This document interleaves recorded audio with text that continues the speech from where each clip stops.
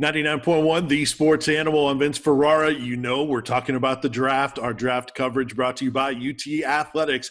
Get your tickets at allvols.com. Let's talk about the Tampa Bay Buccaneers and the big news once again this week with the trade for Rob Gronkowski. We bring in no longer the most popular guy in Tampa because TB12 is in town, Gronk is in town. He still has to be in the top five. The great TJ Rives from the Bucs Radio Network joins us. TJ, how are you, sir? Oh, what an intro. I don't know that I was ever the most popular thing even in my own household, and you got me so popular in Tampa Bay. It has been a wild time with the signing of Tom Brady and now with the trade for Rob Gronkowski. You're a wrestling guy like I am. You're a combat sport. Gronk was just in the WrestleMania ring winning the 24/7 title a couple of weeks ago. Yep. And then bam, out of nowhere, on a span of about 10 to 24 hours, he's talking to the Bucs. They make the trade. He passes the physical. So this is a wild time right now in and around this team. And it only makes you wonder as we get to the draft part of the conversation, are they going to – it appears right now that the Bucs are all in for 2020, doing everything they can to win. And we've seen teams do this. Does that mean the Bucs are about to be players, about to be buyers, and try to move up in this draft? The tea leaves, the smoke signals seem to indicate yes, Vince. Well, first let's talk about the reaction to Gronk. I mean, you talked about the bar that it set when Tom Brady came on board.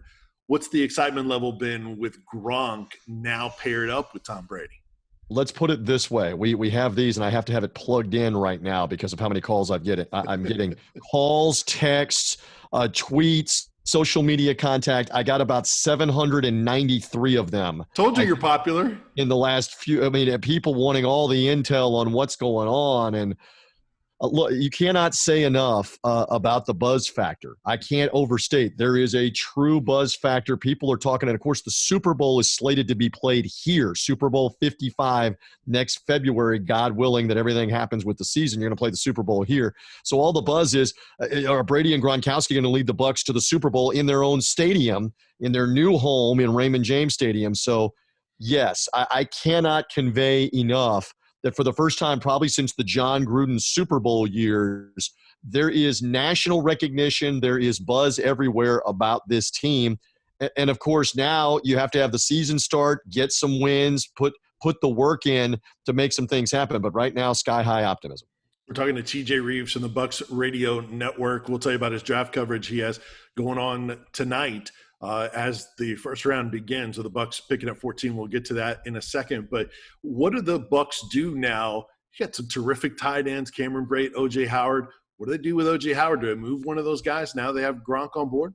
That is one of the interesting pieces to the draft puzzle and to what do you have to trade that somebody might be interested in. So O.J. Howard, former number one pick, and obviously was a thorn in the side of Tennessee fans. And he was a thorn in the side of a lot of fans at Alabama. You're gonna make enemies out of the Auburn fans, out of the LSU fans, out of the Clemson fans, out of everybody. So OJ, very likable, big guy. Bruce Arians and Byron Leftwich in year one. It was some good, some bad. I mean, they put him on the bench a couple of times because of fumbling the ball or creating turnovers. He's got talent, but he's also got some trade value potentially to another team because without getting into all the minutia of the NFL and the salary cap and rookie contracts, he's very affordable on the last year of his rookie deal. And there's an option year if the team would want him for 2021. So the question becomes tonight, is a team that interested in O.J. Howard packaged maybe with something else to help the Bucs move up? And maybe it's a night two question, Vince, with O.J. Howard for a second-round pick or a third-round pick. Would somebody be that interested in O.J. Howard? We're going to find out. Some people are making the point, and it's a valid one, that New England's in need of a tight end. And if New England really thought that much of O.J. Howard, wouldn't they have asked for him in the Gronkowski trade a couple of days ago and asked for a tight end for tight end swap? And Belichick instead wanted the fourth-round pick that he got from the Bucs. So that there's an argument to be made there that what kind of value does he have elsewhere? But keep an eye on that name of O.J. Howard if the Bucs are looking to make a trade on the first couple of nights of this draft. Well, you mentioned the trade and maybe moving up. Who or what would the Bucs move up for? offensive tackle help. They have a need on the right side of the offensive line, and obviously you've got several tackles. Wills from Alabama. Mekhi Becton has got some red flags around him from Louisville. There are 3 or 4 tackles that are definitely top 15 worthy. And if 1 or 2 of them starts to get taken somewhere around 7, 8, maybe even earlier, we got a feeling that Miami and the Chargers at 5 and 6 are looking at quarterbacks. But if the tackles go right before that, let's say at 4 to the Giants, right, somebody else trades up and takes another tackle to the Bucs, then say, okay, here comes the run on the tackles. We need one. We're willing to move up too. That's going to be a very interesting part of the draft tonight. So that's priority number 1. If they don't have that option, say they can't make a deal to move up and the guys that they want are off the board, what would be the second most likely position the Bucs could go after in that spot if they stay at 14? Great question. So 2 other needs are running back, where you've got Ronald Jones, the former USC running back, about to be in his 3rd year. They have a couple of other reserve players that you don't really know, so you could draft a running back. I don't know that you draft a running back in the 1st round. I mean, you're a contemporary of mine. We remember the days of the NFL draft when you'd have 5 running backs, 6 running backs taken in the 1st round. Now, anybody that takes a running back, everybody's going, oh my God, they took a running back in the 1st round. Right. What are they doing? So I don't know that the Bucs are going to take a running back in the 1st round if it's not an offensive lineman. Maybe they trade down a couple of spots, pick up another pick, maybe elect to go with another offensive tackle, maybe not the highest ones. Maybe they go safety as well. There's still a need at safety, although this team has repeatedly used 2nd and 3rd round picks, the Buccaneers, on defensive backs, on safeties, and guys out of the SEC like Carlton Davis and Jamel Dean from Auburn that they've utilized.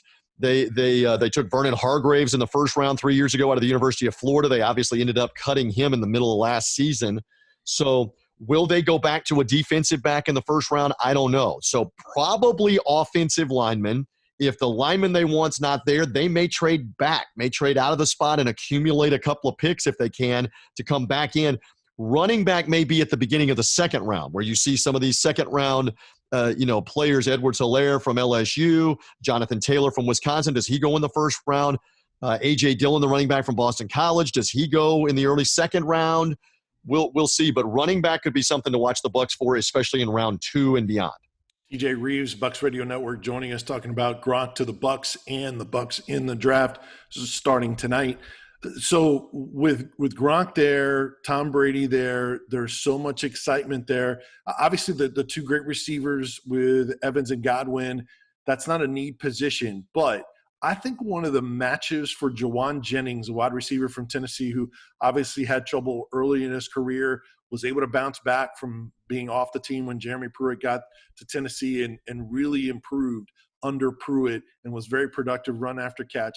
He's a guy that could go in the mid to later rounds. I think the Bucs would be a great fit for him. His dad, Benny, spent time, I guess, with the Buccaneers back in the day. What do you think about maybe trying to draft a receiver mid to late rounds to boost the reserves and the depth of wide receiver with the Bucs? So that's a good question on later and value later on. And they have taken a wide receiver a couple of times later in drafts in recent years, including a kid from the Ivy League named Justin Watson, who's a speedster out of Pennsylvania University.